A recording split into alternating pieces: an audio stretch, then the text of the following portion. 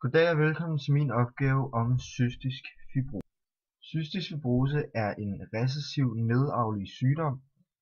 Det vil altså sige, at den kun kan komme til udtryk, hvis 1. at begge forældrene er syge, 2. hvis et af forældrene er syge, og den anden forælder er bærende af sygdommen, eller hvis begge forældrene er bærere af sygdommen. I det viste krydsningsskema har jeg valgt at vise to mulige genotyper for forældrepar, der kunne få børn, eller har mulighed for at få børn med cystisk fibrose. I og med at cystisk fibrose er et recessiv sygdom, vil det altså sige, at de to forældrepar her, det beklager, men det vil sige, at de to viste forældre her, begge kun er bærere af cystisk fibrose. Og som det også kommer til udtryk i dette krydsningsskema, vil det altså sige, at de har en 25% chance for at få et barn, der er fænotypisk med cystisk fibrose, 50% der er genotypisk med cystisk fibrose, altså sige, at de 50% også er bærere af genet, og så har du de resterende 25%, hvor det hverken fænotypisk eller genotypisk vil komme til udtryk. Her i opgave 2 har jeg på baggrund af den historie, vi har fået talt i opgaveformuleringen, valgt at lave en nedarvningsstamtavle for igen at vise cystisk fibrose og påvise, at det er en recessiv nedarvelig sygdom. Det skal lige siges, at firkant påtegner mand, hvor at rund det påtegner kvinde. Og som du nok kan se her, der har vi to raske forældre, dog som begge er bærere af cystisk fibrose. Og de har så ved et tilfælde fået to drenge, hvor det fænotypisk kommer til udtryk, og en pige, hvor det også kommer fænotypisk til udtryk. Vi har så valgt, at, eller som der så står i opgaven, så bliver den ene af de fænotypiske med cystisk fibrose børn, drengen, gift med en rask kvinde. Det vil altså sige, at selvom drengen her i generation 2 er fænotypisk med cystisk fibrose, vil hans børn ikke vise nogen symptomer af cystisk fibrose som sådan, i og med, da det er en recessiv nedarvelig sygdom, skal komme fra begge forældre for på nogen måde, om det så er fænotypisk eller genotypisk, komme til udtryk. Det skal så også lige indskydes for ikke at skabe forvirring, at vi med sort selvfølgelig mener en fænotypisk med cystisk fibrose, med blank en, der overhovedet ikke er cystisk fibrose, og med halv genotypisk cystisk fibrose. Cystisk fibrose er faktisk en mutation, der sker i det 7. kromosompar. Det er en mutation, der gør, at individer, der lider af cystisk fibrose, mangler et bestemt stof, der gør, at ATP ikke vil binde sig til de proteiner, der sørger for at få flyttet Cl-, altså klorioner, ud fra slimhindeceller. Dette resulterer så i, at der på grund af det her manglende stof vil ske en ophobelse af Cl-ioner inde i cellen. Som sagt leder cystisk fibrose til, at der vil ske en ophobning af Cl-ioner inde i cellen, som ses på figuren her, hvor A det er en restcelle, hvor at Cl-, som man kan se, bliver ført ud af cellen og på den måde så kan afskilles. Hvor her i B, der ser vi et tilfælde af cystisk fibrose, hvor der så vil ske den her ophobning.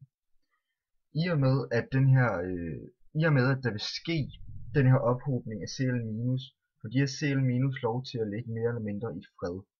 Og det vil altså betyde, at på grund af deres negative ladning, vil de gå sammen med Na plus ioner, altså natriumioner, som naturligt fremkommer inde i cellen. Og som der kan ses i nedenstående, reaktionen her, der kan man se, at Cl- og Na+, går sammen til at lave natriumklorid, eller som vi kender det, er det ganske almindeligt salt. Det skal så også lige indskydes, at der faktisk vil være en lige så stor repræsentation af Na plus ioner, i og med at de på grund af deres ladning vil Na plussen blive trukket hen mod Cl minusen. Så det vil faktisk ske, eller gøre, at der vil ske en stor ophobning af salt.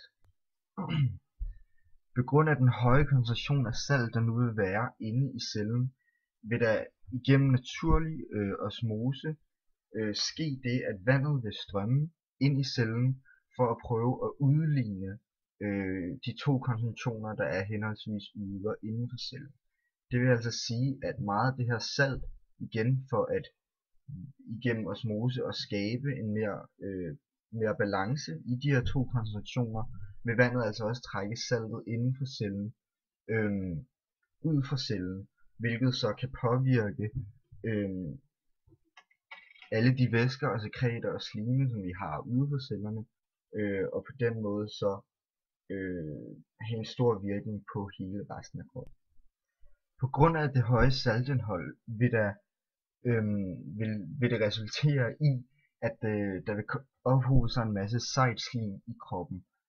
Og det her seje slim har så en meget negativ virkning på bugspytkirtlen, i og med at den blokerer bugspytkirtlens udgange for at udskille forskellige enzymer, blandt andet enzymer, som vi bruger til vores fordøjelsesproces.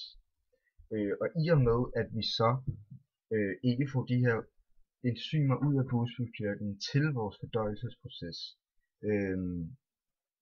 vil resultere i, at der er en masse mad, man med cystisk fibrose individ ikke kan optage. Og kroppens naturlige reaktion til det her er selvfølgelig at skynde mere vand til vores afføring, i og med at vi ikke fordøjer ordentligt, hvilket så kan føre til diarré. Men i og med at vi ikke kan nedbryde vores mad ordentligt på grund af de her blokerede fordøjelsesenzymer, sker der også typisk det, at individer med cystisk fibrose typisk lider af forringet vækst og højde generelt. På grund af den her blokering af bugspytkirtlen kan cystisk fibrose faktisk resultere i, at bugspytkirtlen på længere sigt faktisk fuldstændig nedbrydes. Det, der er særlig kritisk ved det, er, at bugspytkirtlen så at sige faktisk tager en masse hormondannende celler med i svinget, når den bliver nedbrudt. Det er blandt andet celler, der udskiller hormoner, som vi har brug for, f.eks. insulin. Denne mangel på insulin, der så naturligvis vil komme som resultat af, at de her hormonceller bliver nedbrudt, vil så lede til, at mange patienter med cystisk fibrose højst sandsynligt også vil udvikle sukkersyge. Det var alt, hvad jeg havde at sige om cystisk fibrose.